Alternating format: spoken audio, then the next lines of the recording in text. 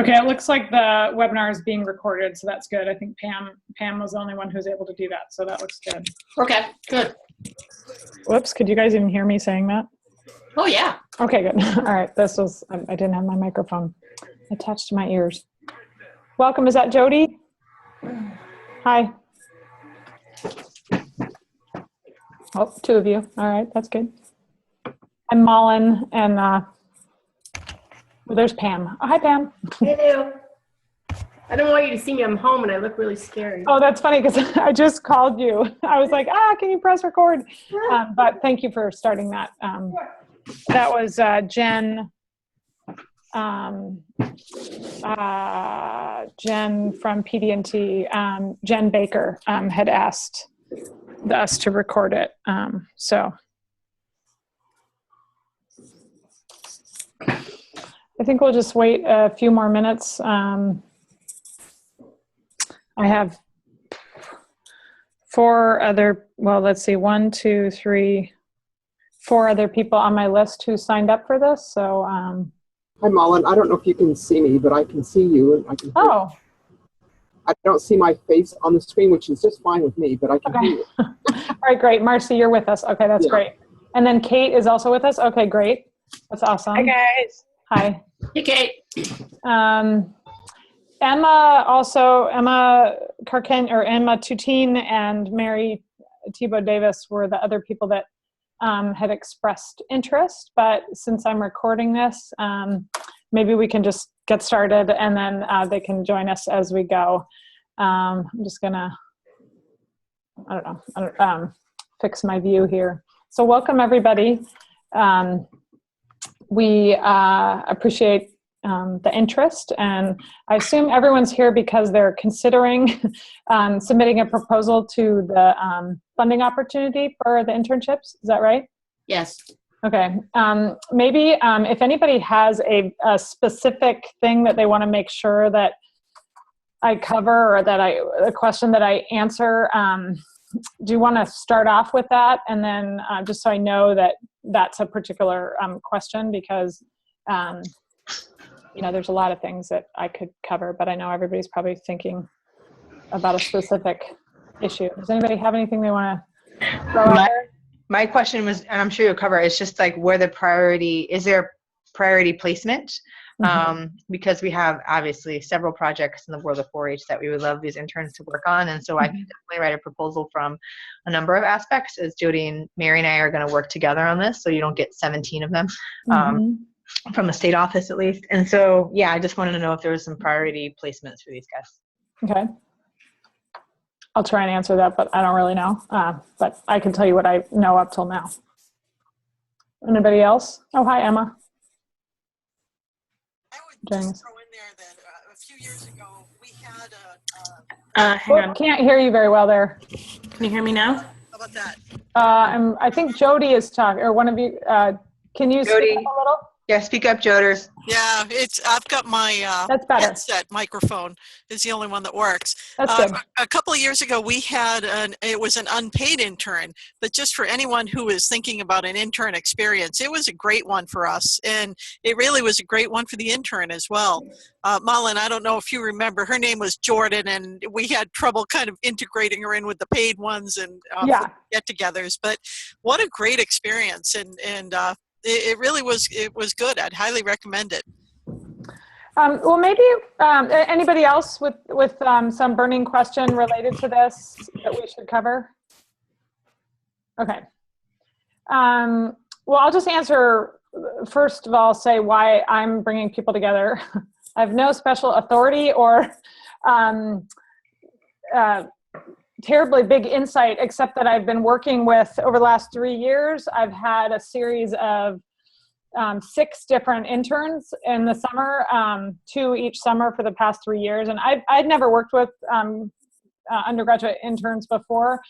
So I'll say I've learned a lot, but also have been, because I had 2 at a time, sort of tried to think about ways to connect them with the other interns. And so when we got some ideas about how we could actually kind of amorphously start up a real program. And that really came partly from some of the things that came out of re-extension about trying to turn back towards UNH a little bit more and find out ways that we can be more closely connected with the campus and the main role of the university being students. So that's really why I started working with interns. It was one of those sort of work teams that came out of re-extension about university engagement that, we should have a great internship program. So I was like, well, okay, I'll try that. And I think Ken has been very supportive of it since he started with his leadership. But it's really been hook or by crook and experimental. So we don't, this isn't officially part of my job. I'll just say that. I'm this year for the first time actually applying for funds also. So I'm not in any special decision maker role. So I'll just throw that out there that I just have some insight. And I've also tried to be helpful. I've had a lot of stumbling blocks. And I don't want anybody else to have those stumbling blocks. Otherwise, if everybody has the same stumbling blocks, we will never have a big internship program because it's incredibly frustrating. I just had a lot of problems. So I did produce a document a couple of years ago, and I got some input from folks who work with college students a lot to weigh in about the special role of working with youth this age, because I do think they are youth. And so we have this document, which I'll share on my screen right now in just a second. Let's see. This is what it looks like. Can you guys see that? Do you see my a document on your screen instead of me? Yeah, okay. So this is a document that's on the intranet. It's posted on the intranet. It's called Best Practices for Working with Student Interns. And I just updated it again yesterday, right at the last second. But I would encourage everyone to go to our intranet and look on the left. There's one of the tabs is internship resources. And this is I think the most useful piece of information for right now for you about like understanding what it's going to be like to work with an intern, because it's not for everyone and it's not the same as a work study, and we really shouldn't be thinking of it like that. And I'm not saying that anybody here does, but that has come up in the past that people didn't realize how much of investment of time it was going to be. And that, this is not just them helping us do work, that there's a lot of other pieces to it. And I think that this document really spells out more of an understanding, or shares a little bit of an understanding about what makes an internship different from work study, but also different from a staff person or a volunteer. So it's a unique relationship that we have. I will say that it's been one of the most rewarding things that I've done in recent years in extension. It was totally unexpected to me. I don't have college students yet in my family, but also I feel very far from having been a college student. So, I didn't know that it was going to be so great, but in fact, it's just been, they've just soaked up so much enthusiasm for the work that we do that, I guess I feel sort of passionate about this, and how great that this is something that is recognized as that can be part of our work. And I think that if you're game to try it, I really would encourage you, because it's a really exciting time of life. This age that you would be working with an undergraduate intern, and they've been studying and studying and studying, and a chance to apply that in some real world way with someone who probably, we all used to be students also. But I do very different work now than I did in my, as a student. And that is the case for them too. I think it's really a great chance for them to see what the real world is like. I'd encourage everybody to read this. It's only like 4 pages or something. It has some very pragmatic stuff, which you don't have to worry about until later. But the thing that we've added at the end is a sort of a checklist of dates. And I worked out these dates with Jeff, who's the other person, he's trying to find some support from us from the College of Careers at UNH to help administer some of this. And so just take a look at that timeline so that you know what you might be getting into. The deadlines come up pretty quickly from here on out until May. It's not a ton of work, but you got to keep on top of it because there's some important pieces about like recruiting and hiring and all that stuff. So that's for you and your use. And if you have questions, I'll be going through the same stuff too, so I can provide advice just based on my experience. But I'm not really in charge, really. I mean, I've just done it a lot before. So in terms of the application priorities, the one piece we added this year was the piece about how your internship relates to the strategic plan. I would say that, working with UNH students is in the strategic plan itself. So I think proposing to work with UNH college students is in the strategic plan already. So I feel like we will all be able to make a case there. But if you have some, that was added this year. I think that a couple of things just related to Kate's question. It's easier to identify students who want to work in Durham, like UNH students who want to work in Durham, because a lot of them, their housing goes through the summer. And so it's sort of easy to hire those people. They want to be in Durham. There's not very many jobs in the Seacoast, and you're sort of competing with them going home and working as a lifeguard or something. I mean, not always, right? But, it's a very appealing thing to be working based in the UNH campus. The housing, even the cost of housing goes down really low in the summer. So, but that said, we've been trying to identify opportunities to recruit interns for the county offices. And, it really is doable. Last year up in Grafton County, they had a student who had gone through 4-H,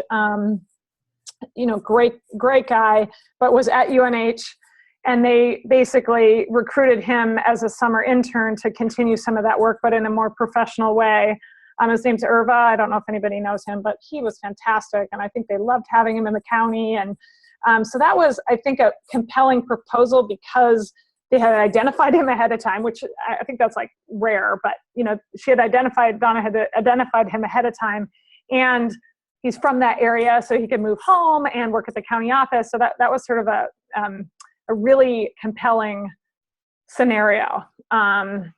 So I think that's replicable elsewhere. I think in Carroll County, Wendy was able to have an intern that had a relative that lived up there. And so they sort of split an intern between 4-H and forestry up in the Carroll County office. Again, I think that's an appealing thing that we're sharing this funding for internships both in the counties and at the university. So I for what that's worth, it's a little harder to set up in the counties. So I think you have a good chance if you're trying to set that up of having that work out. I will say one of the things that I thought was pretty interesting last year is that there was an internship to do some video work in Rockingham County, which should be that's Seacoast area. They weren't able to identify a student for the project. And I think that's a cautionary tale about making your opportunity competitive because the economy is good right now. It's getting better and better. And, if it's not a really appealing kind of cool thing where they're going to learn a lot or whatever, that was a real, I think, frustration. And that was to put together online learning about processes for backyard slaughtering of chickens. And I think, it was a little, I'm not sure they sold it quite right. And I just say that to think about how you're describing the internship, but also how you would sell it to a student. By sell, I'm not saying it's like hide what you're actually going to have them do, but be thinking about the kind of things that college students want to learn, or, you know, whether it's, you know, videography and maybe the stress should have been on, you know, learning this certain software or something like that, and not so much the topic, because really the topic didn't really matter. So, you know, I think that that's something to consider. Do people have any questions about anything I've said so far? Okay. Malin? Yeah. Hi, it's Heidi. Okay. So I just, a couple questions did come to mind, and I'll just ask one right now. Usually, what's the average of the number of hours? Is it a 40-hour, or do you find sometimes that these students are doing other things, whether it's taking classes? Yeah. Irva probably in Grafton, this was probably full-time for him. Yeah, I mean, I do think that students are looking for, you know, full-time. Okay. They're looking for, this is competing against a summer job, that a more typical summer job like waitressing, or, you know, working at the beach, or, you know, things like that, where they're trying to earn money. And I think they understand it's an investment in their career, so they may not be earning a lot of money, but I don't know of anybody who's had success, and I could be wrong. There may be a few examples of people who've had a part-time summer intern, but in most cases, the students want full-time. And by full-time, I don't necessarily mean 20 hours. So it is summer after all. So we've had good experience with it, both Sea Grant. Sea Grant usually has a couple of summer interns, and then the internships that I've led for the last 3 years have been an expectation of about 32 hours a week. And that's how I've budgeted it. Okay. And that usually works pretty well. I mean, it's like, oh, an 8-hour day. It's actually, they could probably do that just fine. It's more for your own time to be able to make sure that you have an hour or two before or after the day. You know, if they're working really directly with you all summer, you need some time. It's just nice to build that in, that they come in an hour later, or they don't stay as long in the day, you know, and not all the internships are structured like that, but I think that's a good number.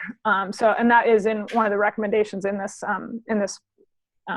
best practices thing. Okay. So about 32 hours, and maybe you're going to get to it. I know as I look at the piece that came out when this was first promoted, Mm-hmm. the how to apply, do we have to create a budget? No. Okay. So we don't have to. It's really just support for, I mean, you should get some thought of what you're going to use the money for, but really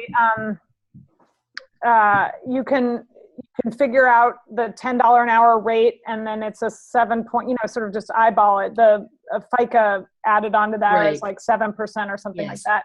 But then, you know, I've had experience where the student was required to travel quite a bit in their own car. And so I build in money for travel. And that's not always the case. And maybe they're driving with you and all that stuff. But that's an important consideration, because that's real cost that's going to come off your bottom line. I will also say, and I think this is kind of key, is that any projects, if there's any way you can supplement the cost of the intern with some sort of contribution from some other grant or a you know, travel funds or something, I think that that's going to be met with a positive response, because really they want to fund all of our internships.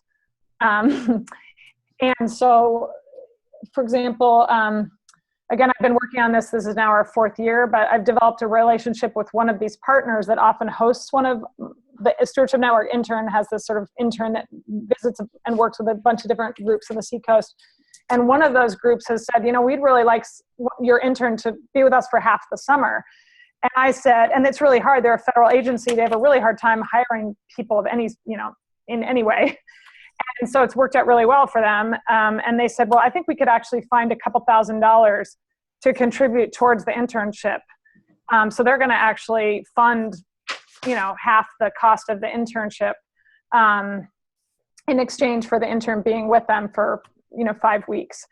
which is great because I know that that's been the most popular part of the internship is working with the U.S. Fish and Wildlife Service, doing like the coolest wildlife stuff. So I know that's a win for us, but also, I'm going to have I'm only going to be requesting half the funding from this. And I'm not saying this is required. It's not common, but I do say if you have some ability to pull some money from somewhere to add to this, I think that would be, probably good. So I'm sorry, if anybody else has a question, I'll be quiet right now. Okay, so I guess I know the travel, so the $3,500 that I'm seeing right now, that would be the $10 per hour for a 32-hour week. So if we had to build mileage into that, should we subtract that from the $3,500? No, I mean, apply for what you really want. They have sort of a lump sum of $20,000 to distribute as they see fit. So whatever you need to do, that's like a ballpark thing. I mean, I think some people applied for more, some people applied to less. So I say you don't need to do a budget. You don't need to do like a real budget, but do think about actually what costs you're going to need. And frankly, there's no telling. Those are hourly positions, so there's no telling for how much it will actually cost. I mean, you can sort of keep track of it as your intern is working. But in my experience, they're like, oh, my family's having a reunion. I was hoping to take Friday off. And, meanwhile, I'm like, yeah, that saves me, $100. Great. Right. So it's not necessarily saving you, but in my case, I was paying for it with, grants. But in this case, it'll save extension, so I'm not saying you need to play a game, but you don't know exactly how much it's going to cost going into it. So, and again, last year, they had budgeted and awarded an internship to Rockingham County, and they weren't able to identify a student. So, that money didn't get spent. So I don't actually even know if anybody of the program leaders know that didn't get spent. But anyway, I think they're hoping, they're sort of assuming that all of us will be able to find someone for our internship. But I thought it was very cool to see that Grafton County internship where Donna already knew Irva, and there's no nepotism here. It's really, you're helping a UNH student and you're providing funding, and they're going to do a great job. They live there, like all the pieces were aligned. So, it may be worth trying to suss out a situation like that where there's a local student who is looking for an opportunity and they know your program or whatever. As long as they're at UNH, I think that makes a really compelling proposal. So it doesn't have to be a hiring process. I guess that's what I would say. There's no rules about that. I will just say that I've had a lot of success with that hiring process.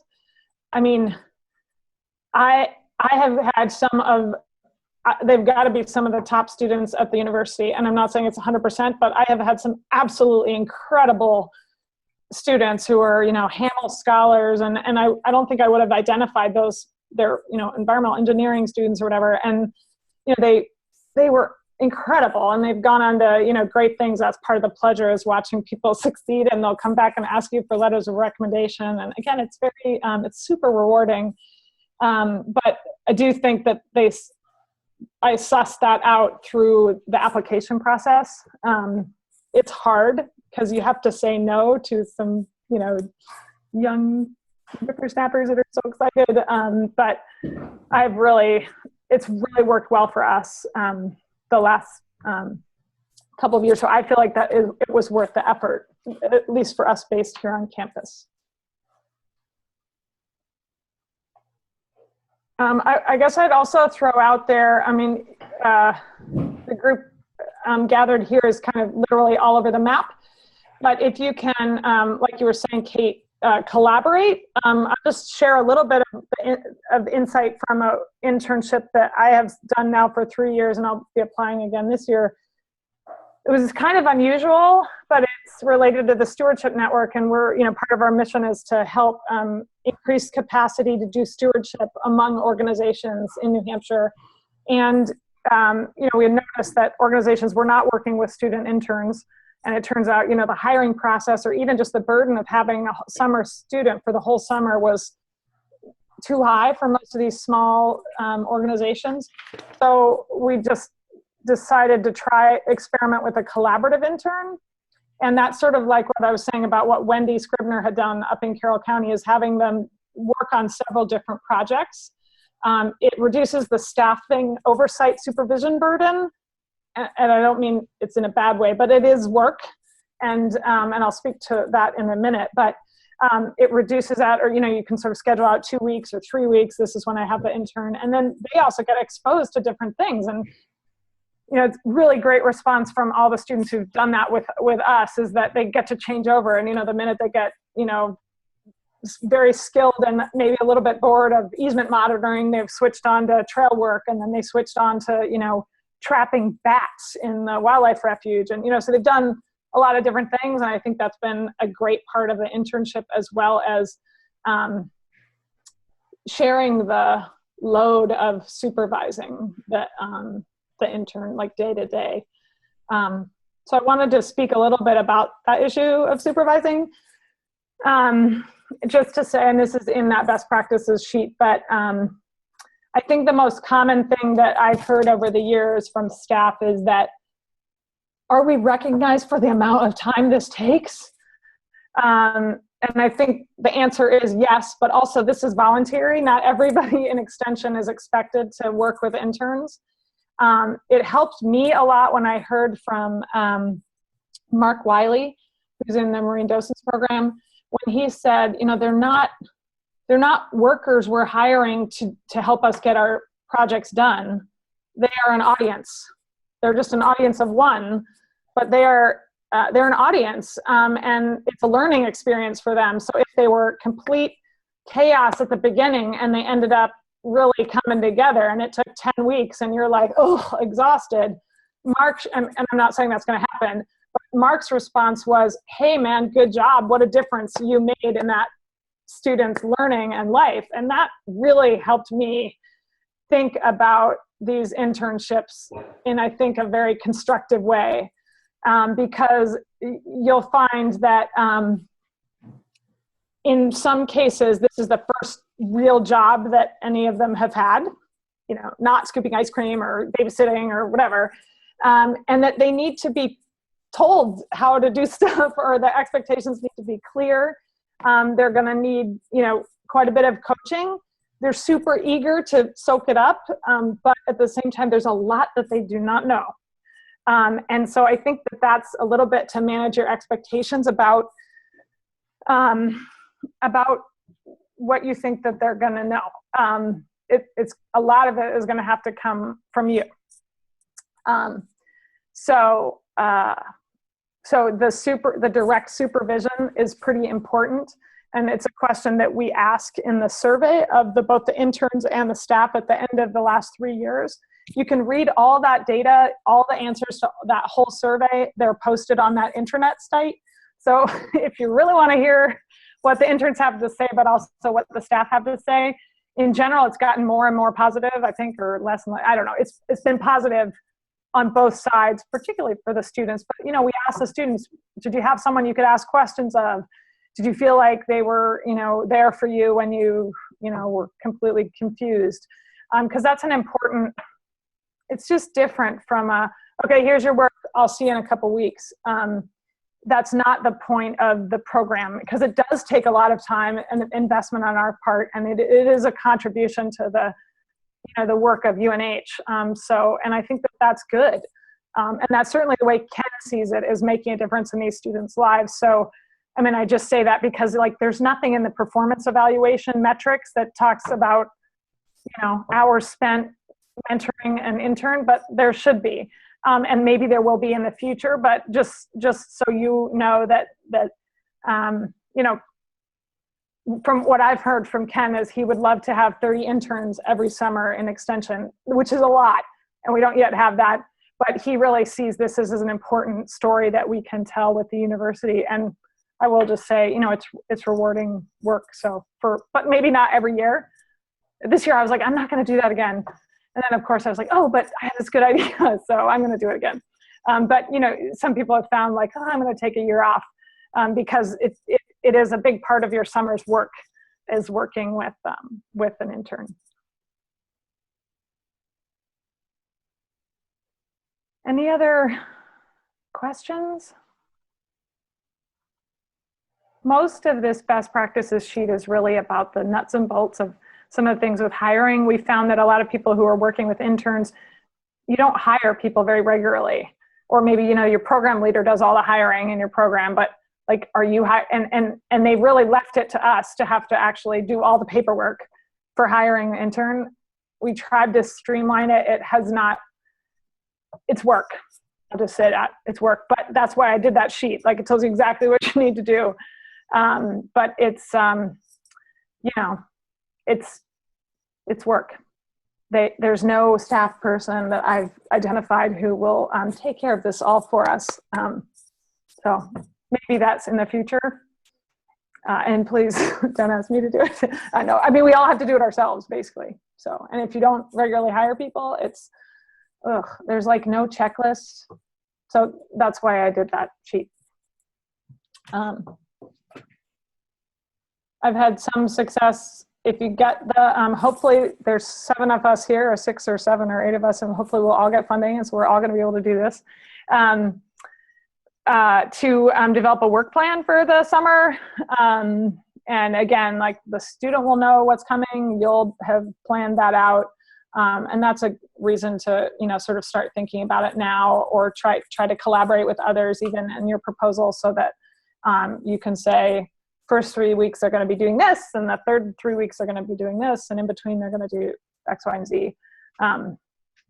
Just so you really don't want to be struggling every single day to be explaining to them what they need to do that day. That will exhaust you. But I don't know that, I've not heard that particular story. So I think people have done a pretty good job of organizing things ahead of time for their intern, because I doubt anybody would want to do it again if they had that, because that is hard to, if you're thinking you're like keeping somebody busy. So any other thoughts? I don't know that anybody here has participated in this. I guess, Jody, you had heard we tried to connect earlier, but a couple of things about the summer is we instituted 3 years ago, at the suggestion of someone who had been an intern recently at another organization, several gatherings throughout the summer to bring our interns together. And it's been really important part of the experience, I think, mostly for the staff, to get to know what the interns are doing across programs. So we've done like an informal get together at the beginning of the summer, and really trying to encourage people to come to those, including you and your intern, even if you're in other counties. And we could change the location of that to have it be somewhere in the center of the state or something, but just so that all the people who are working with interns and the interns get to know each other, just casually over dinner. We do have a budget support for this kind of stuff. The first couple of years we did it all potluck, but by the end of the summer, that got sort of exhausting for all the staff. So there's a little bit of money to support this. We had a midsummer lunch here at the UNH campus, a little more formal. The students did a little presentation, 5-minute presentation about what they're doing in the summer, and that is super cool. They have done a really fantastic job, whether they had a presentation or not, even if it was just standing and speaking about what they were doing. And so that's great. Really great opportunity for staff in extension who are not working with interns to hear about the kinds of projects that students are doing. And then we have an end of the summer picnic where we ask interns, they can invite their family to this picnic. And it's really nice as a sort of a goodbye and a thank you. And, you know, the mucky mucks come to that, and that's actually kind of cool. And then I think we're going to add one more piece to it this year. One of the staff people who was working with interns last summer remarked that about 7 weeks into their internship, they heard a description, they heard the staff person describing to a partner or colleague or something about what extension is and what extension does. And the intern was like, I kind of wish somebody had explained that to me when I started. And so we thought, oh gosh, that is probably something we're missing. So we thought we'd try to, and we had no plan exactly how long this would be, but try to do an orientation in June, probably the first week of June, for all the interns, if possible, to just get oriented. They can meet Ken. They can understand, how to process their timesheets, some very basic stuff, so that we don't all have to do that, but also that they'll know what the heck extension is, and that we have 4 program areas and these are what they are, and blah, blah, blah. And so I think that was Molly Donovan's suggestion, and I've been thinking about it all year. It really will be helpful for the students, but also I think for just the interns to know more about what we do. So.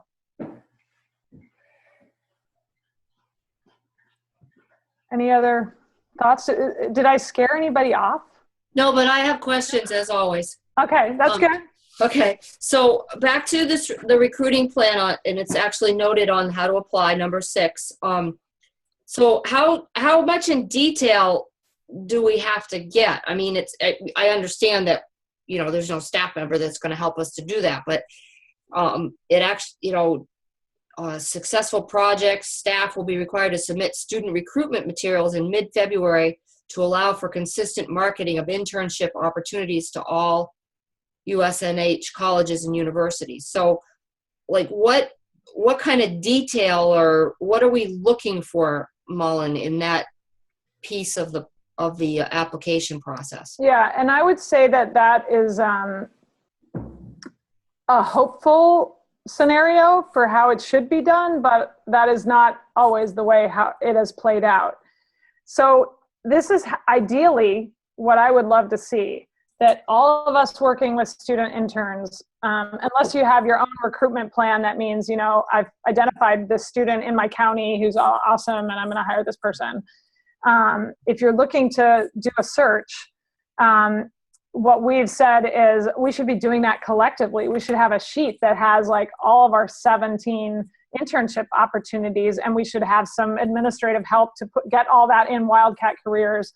And so I think basically saying that you're going to participate in that I'll have all my materials ready by the deadline on the last page there. I can't remember what it is, February 17th or something, that I agree to submit all my stuff. I'm going to recruit on campus. I'm going to tap into those resources, and that I'll post my opportunity on the resources for students tab, which is under the volunteers tab on our website, because we could not think of anywhere else to put it. But we've tried to put all of our internships that are open on that page. So just saying you're going to do that. But also, if you have any other ideas about how, reaching out to the Department of X, Y, and Z, where, at this date with a flyer describing the opportunity. So just so they know that that there's work involved in trying to identify this student. Because, in some cases, I would say in natural resources, there's like, you get like 40 applications. But it's been a little tougher in some of the other departments where UNH doesn't happen to have a huge program in whatever it is, chicken slaughtering, for example. So that might have been a harder, there wasn't a department maybe necessarily, or so just some sort of understanding based on your topic, whether this is going to be hard or easy to find a student. But I don't think you should not spend time developing marketing materials for a student before you get the funding, but it will come up really quickly. If you find out you get the funding, you're gonna have to work quickly to put that together. And I think in the past, I've shared on a box file examples of internship announcements that I've used here on campus that have all been, very, very successful. So again, it was sort of trying to having us coordinate that. It was not perfect. Not, some people have their tried and true system. They go, they go to this faculty member and say, give me your top 4 students, done.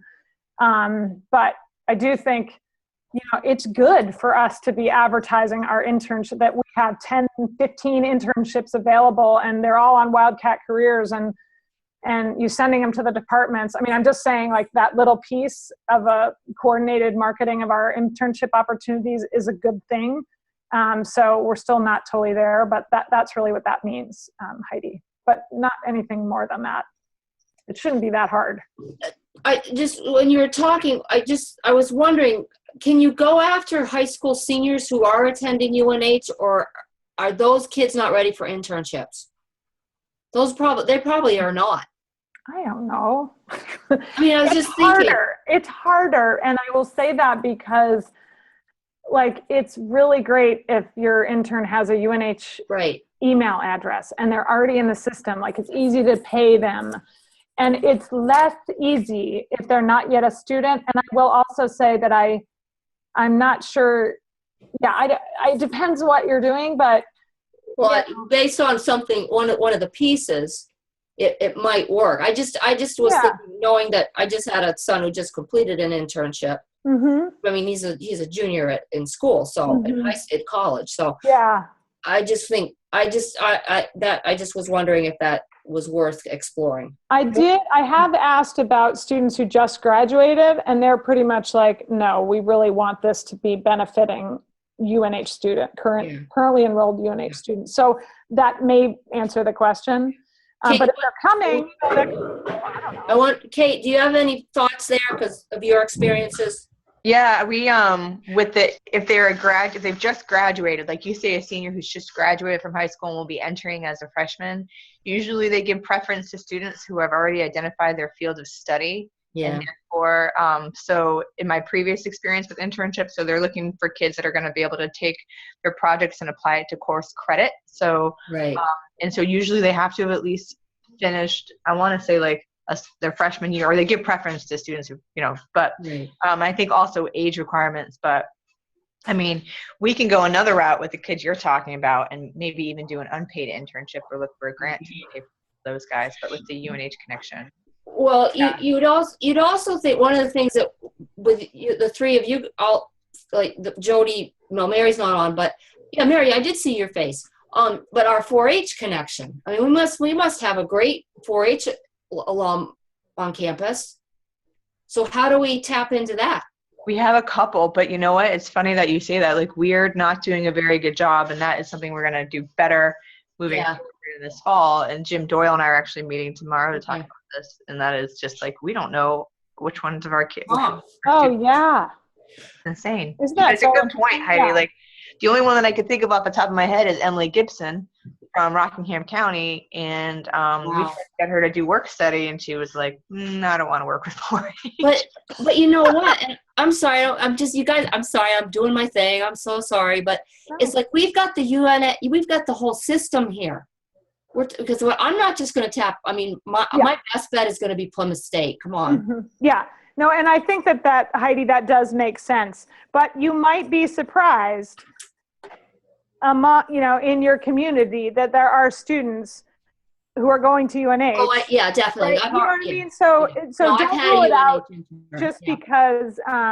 But maybe more students in the North Country go to Plymouth State than go to UNH. I don't know. You would know those demographics, but and that's fine. But I do think that in terms of these funds, they're looking, because we get our money allocated from the University of New Hampshire. I don't know that it's from the system. In terms of us trying to make ourselves valuable to the university, it's to President Huddleston. As far, just in terms of the background thinking about our value to the university. So, I would look at UNH carefully if you can pull that off.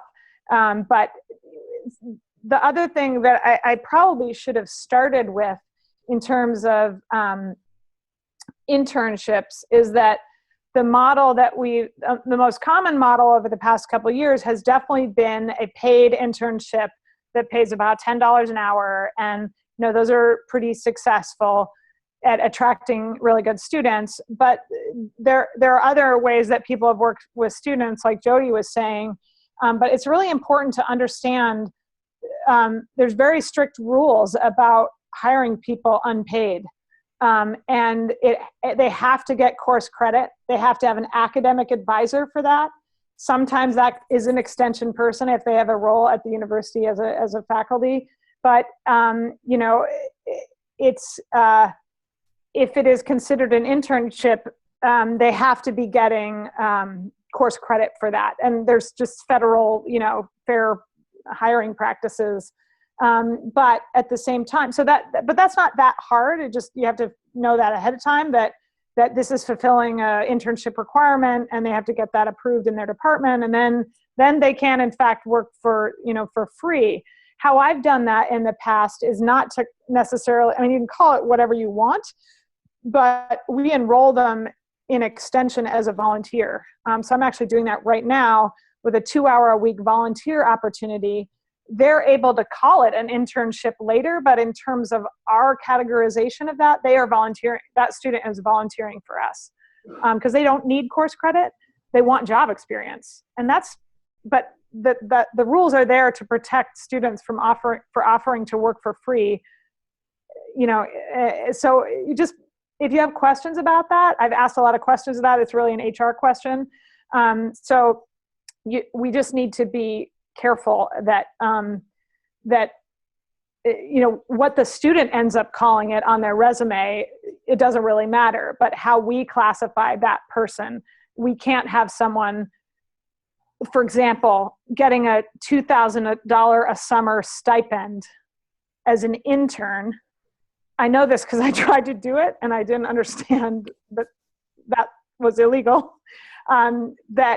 We just pay them a certain amount of money and then they work for so many hours and they're an intern and we're good. And that doesn't work unless they're totally integrated into an academic, they have to have an academic advisor and blah, blah, blah, blah, which was not the case with what we were trying to do. So, and I was confused because I had 2 interns, one which was funded by an NSF project here on campus that was getting this stipend. And then I was sort of copying that for another internship that I wanted to do. And they were like, no, extension is not, does not qualify for that. We have to pay them hourly. So just so you know, that is something we need to be careful about. Yeah, and I would caution people to just think it through on working through someone getting course credit and having an academic advisor. There is a definite time commitment or an increased time commitment there because there's a much heavier evaluation piece, I think. And there are meetings with the advisor and meetings with the student and the advisor, and it really adds quite a bit to it. Yeah, I mean, you sort of realize that's what the quid pro quo is, you're getting to involve the student, but not paying them. But so you're having to invest in that in some other way. Which is sort of why we've leaned towards and tried to get this funding to support hourly pay for summer interns because it keeps it clean. There's no restrictions on what they can do. Do you know what I mean? Yep. They could do your filing. I mean, we don't want them to have that be their summer experience, but it's much more, you have much more flexibility in terms of, as I see it, is just anything that's going to give them relevant job experience, even if it's just like learning how to dress for work and, being professional. And there's a lot of great things that we can, provide for them as part of that summer experience.